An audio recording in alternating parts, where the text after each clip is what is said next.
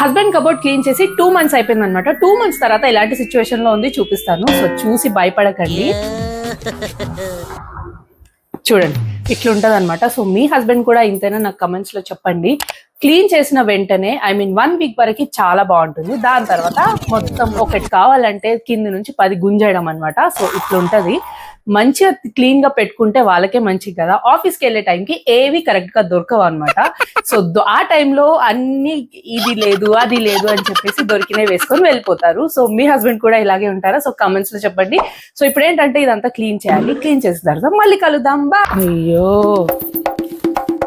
ఇందులో వేసుకునేటివేవో వేసుకొనివేవో ఏమీ తెలియదు.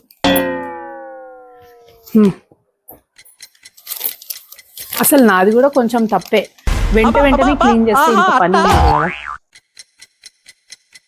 వార్డ్రోబ్ అయితే మొత్తం సెట్ చేసేసాను. నాకు మ్యాక్స్ 20 minutes అట్లా పట్టింది. ఇప్పుడు చూడండి ఎంత మంచిగా అనిపిస్తుంది. చూడాలి ఇది ఎన్ని డేస్ ఇట్లుంటుందో.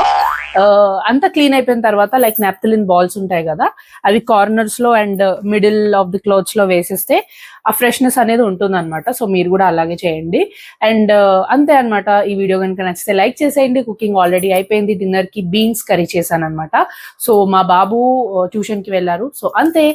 వీడియో నచ్చితే లైక్ చేసేయండి. బాయ్.